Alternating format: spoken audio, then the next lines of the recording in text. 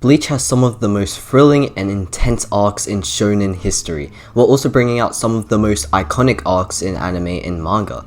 The Soul Society is one I can name that fits that perfectly. But how good are these amazing arcs up against each other? Today I'll be bringing along Avent once again for another video, and this time we're gonna be talking about and ranking all of the Bleach arcs, including one that hasn't even been animated yet, the 1000-Year Blood War. Overall, I love every Bleach arc for what they excel at, but for today, let's rank them from least best to absolute best.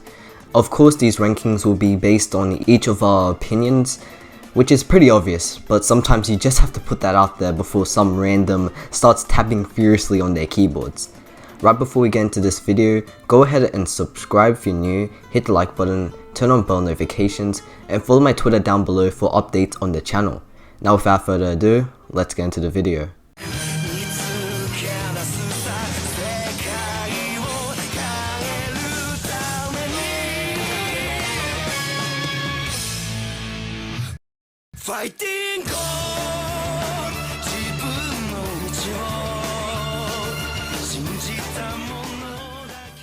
The arc that is first on the list is the Fullbringer arc. This arc was not bad. I heard that this arc was pretty terrible compared to the rest of the Bleach arcs, but when I finally read it, it was pretty good.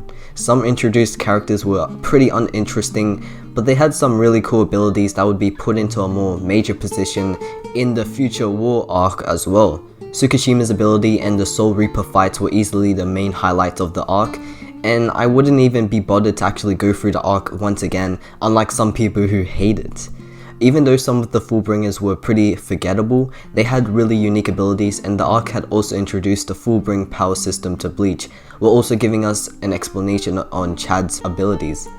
The fights were pretty good as well, not gonna lie. Kanpachi, Byakuya, and Ichigo's fights were really entertaining, and of course the final fight between Ichigo and Ginjo showed the height of Ichigo's capabilities right after he had gained his Shinigami abilities back.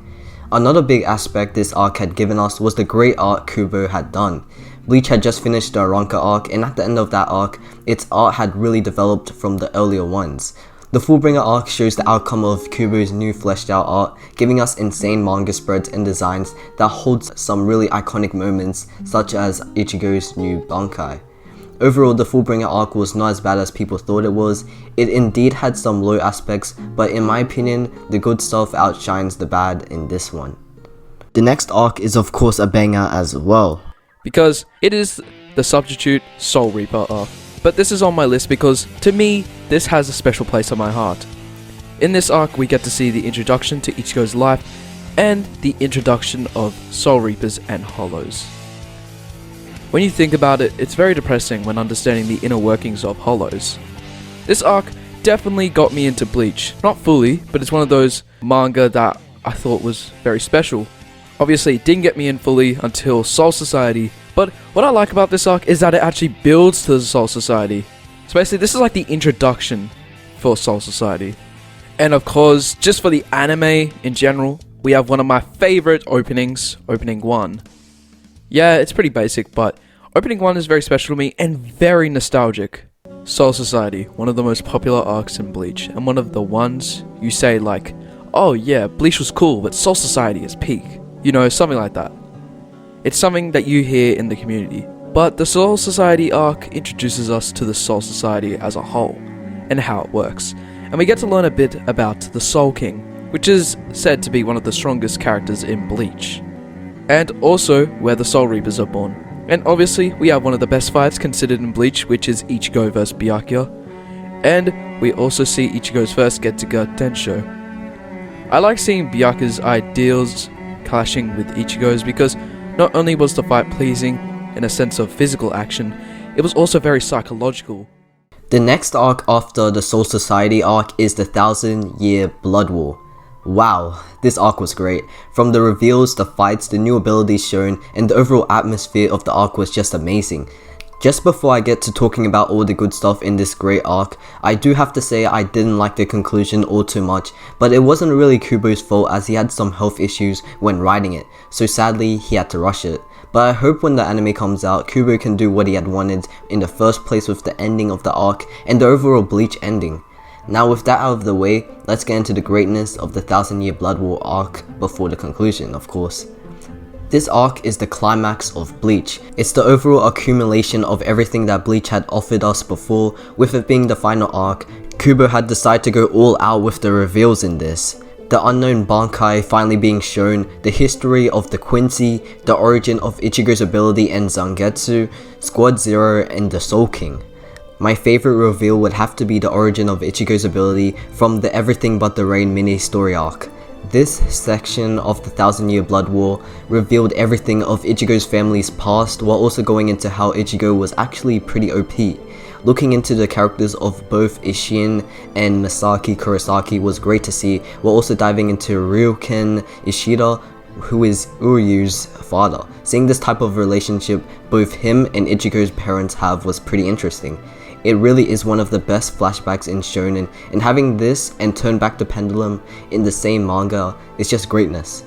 Back to the present time of the story, seeing all of the captains going all out on the Quincy's was so thrilling. It was just so crazy seeing the captains using everything they have in their arsenal for the first time. Even though he's not a captain anymore, Urahara's fight with Askin made me flip out of my seat. It was just so crazy to see Urahara going all out, and even though I kind of predicted that he could have a Bankai, just seeing it made me go crazy, as he's one of my favorite characters in Bleach. But really though, the fights were some of the major aspects of why this was such a great arc, showing the characters that we knew as really strong, struggling. This direction was pretty entertaining as we had to see them develop in the fight against their opponent, or see them develop outside of the fight and get even more better to face their opponents another time. Some of the main fights that I think excelled in the arc were Kenpachi vs Unohana, Rukia vs Asnot, Urahara vs Askin, and Ichigo and Aizen vs Yuha. And even though it had a rushed ending, it gave us an unexpected great team up. There's many more amazing fights, but there's just a few that I really liked. Overall, the 1000-Year Blood War arc showcased to us readers the end of a story, and Kubo gave us everything that had been hidden and revealed them in intriguing, unforgettable ways. I can't wait for the arc to get animated, as I feel like it could get Bleach back into the mind of many people once again, and maybe stop all of the undeserved slander. Now onto the number 1 best arc in Bleach in our opinion. The Arrancar arc. The Arrancar arc for me is one of my favourite arcs, because Ukiura. But seriously, this arc has one of my favourite characters, and it introduces the Espada to us. Along with one of the best fights in my opinion in the series, we have characters like Stark, Harry Bell, Grimjaw, Ukiura, Baragon, and much more. Since my favourite character is Ukiura, I love how his character is about being empty. Not that it's cool, it's just that I feel it's just a bit unique to him. Orihime and his dynamics are amazing.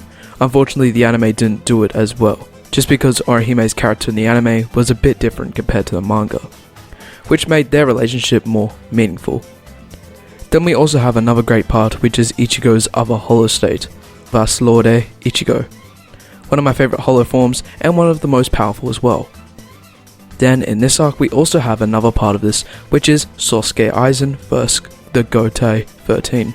I love this fight because we get to see why we should be scared of Aizen and how powerful he truly is, which is great for the build up towards the future fight between Ichigo Kurosaki and Sosuke Aizen.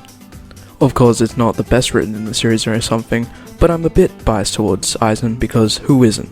So yeah, that's where I will end off my part, and I'll just leave it to Endless Requiem. Talking about Aizen, he was, alongside Ukiura, the biggest highlight of the Arrancar arc. We had just finished going through the Soul Society arc with Aizen unexpectedly betraying the captains and leaving with his 2 subordinates, Gin and Tozen. His last line in that arc really set up his motives and ambitions for the next events of Bleach. From now on, I will stand at the top. Aizen desperately wanted to be above everyone else in the Soul Society, in a way that would push him to have to leave the place and use his unrivaled potential to seek godhood. He hated the so-called Soul King doing nothing right for the people of Soul Society, so Aizen had thought that he would be the only one to make things right in his own way, his own rule. The Arrancar arc is sort of like Aizen's own journey as well, instead of Ichigo's. They're both similar in a way as well. They both prefer getting things done themselves, they dislike being ruled over by higher powers, and they overall have the most potential in Bleach.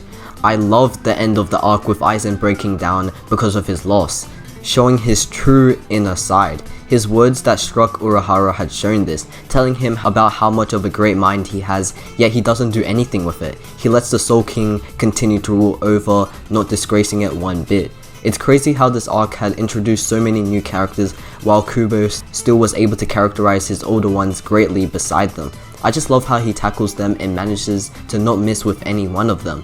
Well, he kind of did miss with Yami, but at least he wasn't a major character. Overall, the Arranca arc had showcased easily the best fights in Bleach, the best moment, and of course the best antagonist in this manga as a whole. Aizen still remains at the top. So that's where I'm going to end off the video for today. Hopefully you guys did enjoy the ranking. If you want, put down your own rankings in the comments below, as that would be nice to see. Make sure to go ahead and subscribe to Avent in the description below, because I really appreciated his time on the video. So like always, subscribe if you're new, hit the like button, turn on bell notifications, and go ahead and follow my Twitter down below. It's been Endless Requiem, peace.